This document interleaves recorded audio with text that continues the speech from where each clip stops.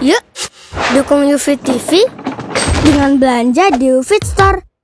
www.ufitstore.com. Bismillahirrahmanirrahim. Perkenankan kami berbagi tentang aturan memasang sutroh ketika sholat. Sutroh adalah pembatas yang digunakan ketika orang sholat. Penggunaan sutroh disyariatkan untuk orang yang sholat sendirian atau sebagai imam. Sedangkan makmum tidak perlu memasang sutroh. Sutrohnya mengikuti sutroh imam. Sholat dengan menghadap dan mendekat ke sutroh adalah satu hal yang sangat ditekankan. Bahkan sebagian ulama mewajibkannya. Berikut adalah beberapa dalil yang menegaskan bahwa memakai sutroh sangat ditekankan. Yang pertama, dari Ibnu Umar radhiyallahu anhuma, Nabi sallallahu alaihi wasallam bersabda, "La tusallu illa ila sutratin, wa la yada' ahadan yamurru baina yadayhi." Janganlah kamu sholat tanpa memasang sutroh, dan jangan biarkan seorang pun yang lewat di depanmu. Hadis riwayat Ibnu Hibban dan disahihkan oleh Syu'aib al-Arnaud. Yang kedua, Ibnu Mas'ud mengatakan, ada 4 hal yang merupakan sikap meremehkan. Salah satunya, sholat dengan tidak menghadap sutroh dan mendengar adzan namun tidak dijawab. Yang ketiga, Umar bin Khattab radhiyallahu anhu pernah melihat orang yang sholat tanpa mendekat ke sutroh. Kemudian Umar memegang lehernya dan menyeret orang tersebut agar sholat mendekat ke sutroh. Yang keempat, Anas radhiyallahu anhu menceritakan, "Kunna bil Madinah, fa idza adzana al-muadzinu li salatil maghribi, ibtadaru as-sawariya fayarka'una raq'atain." Kami dulu di Madinah, apabila sudah dikumandangkan adzan salat maghrib, para sahabat berebut tiang lalu mereka salat 2 rakaat. Hadis riwayat Muslim. Perintah memasang sutroh ketika sholat ini berlaku untuk semua sholat di semua waktu dan tempat. Meskipun tidak dikhawatirkan adanya orang yang lewat di depannya, semisal sholat di lapangan, tidak ada pengecualian dalam hal ini. Benda yang boleh dijadikan sutroh adalah benda yang agak tinggi, sejengkal atau 2 jengkal, sedangkan lebarnya bebas. Sehingga boleh menggunakan sutroh dengan tembok, tiang, tongkat, tas, kain, bahkan orang yang berada di depan kita. Dari Aisyah radhiyallahu anha, Nabi sallallahu alaihi wasallam ditanya tentang sutroh. Kemudian beliau menjawab, "Misla mu'akharatir rahl," seperti kayu bagian belakang onta. Hadis riwayat Muslim. Orang yang sudah memasang sutroh dianjurkan untuk sholat dengan mendekat ke sutroh. Jarak kakinya dengan sutroh kurang lebih sepanjang yang cukup digunakan untuk sujud dengan sempurna. Nabi sallallahu alaihi wasallam bersabda, "Idza shalla ahadukum ila sutratin, falyadnu minha, la yaqta'u syaitanu alaihi salatahu." Jika kalian sholat menghadap sutroh, maka hendaklah dia mendekati sutrohnya, sehingga setan tidak dapat memutus sholatnya. Hadis riwayat Abu Dawud dan disahihkan oleh Al-Albani. Bagi orang yang sholat dengan menghadap sutroh, maka diwajibkan untuk menahan setiap orang yang lewat di depan sholatnya sampai batas sutroh. Jika orang yang lewat tetap maju, maka dianjurkan untuk menolaknya dengan keras. Nabi sallallahu alaihi wasallam bersabda, "Janganlah kamu sholat tanpa memasang sutroh, dan jangan biarkan orang yang lewat di hadapanmu. Jika dia tetap memaksa, maka tolaklah dengan keras, karena dia ditemani setan. Namun, jika ada orang yang lewat di luar batas sutroh, maka dibolehkan."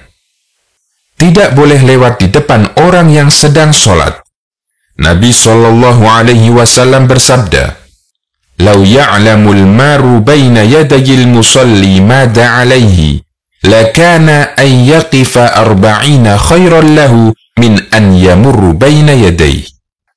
Andaikan orang yang hendak lewat di depan orang yang sholat itu mengetahui betapa besar dosanya, niscaya dia akan lebih memilih berdiri selama 40 masa tertentu daripada dia harus lewat di depannya. Hadis riwayat Bukhari.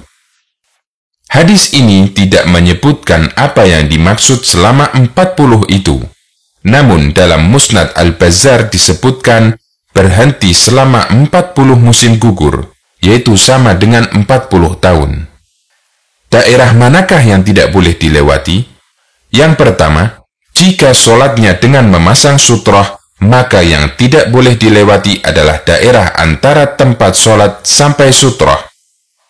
Yang kedua, jika sholatnya tidak memasang sutroh, maka yang tidak boleh dilewati adalah daerah antara tempat sholat sampai tempat sujud.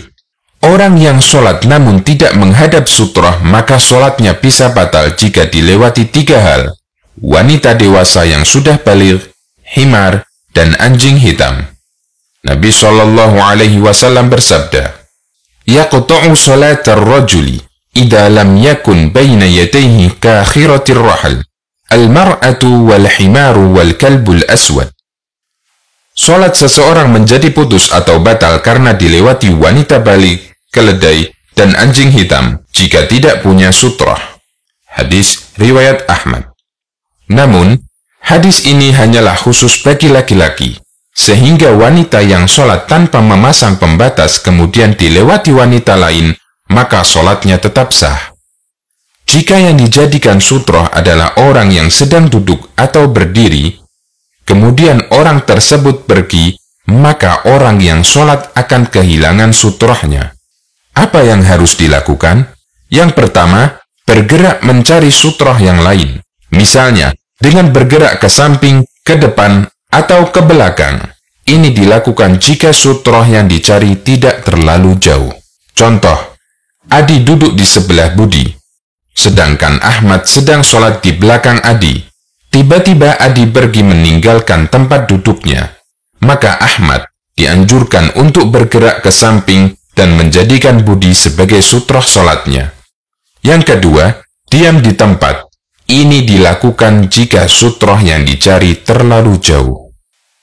Perintah memakai sutroh hanya berlaku untuk orang yang sholat sendirian dan imam sholat jamaah. Adapun makmum tidak memiliki sutroh, artinya boleh lewat di depan makmum. Ibnu Abbas mengatakan, "Aku datang bersama Al-Fadl, saudaranya, dengan menunggang keledai. Sedangkan Rasulullah SAW di Arafah sedang sholat jamaah bersama para sahabat. Lalu kami lewat di antara saf-saf sholat. Kemudian kami turun dan kami tinggalkan keledai tersebut mencari rumput. Lalu kami ikut sholat berjamaah bersama Rasulullah SAW. Dan beliau, Nabi SAW, tidak menegur kami sedikit pun." Hadis riwayat Muslim. Kesalahan terkait dengan memakai sutroh ketika sholat. Yang pertama, bersutroh dengan garis, sajadah, atau benda-benda yang tidak memiliki ketinggian. Misalnya, buku, pulpen, kunci, dan lain-lain.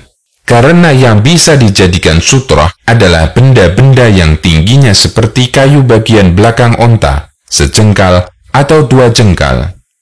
Nabi SAW bersabda, "Jika di depan orang yang sholat tidak ada benda setinggi bagian belakang onta, maka sholatnya bisa batal jika di depannya dilewati keledai, wanita baligh, atau anjing hitam."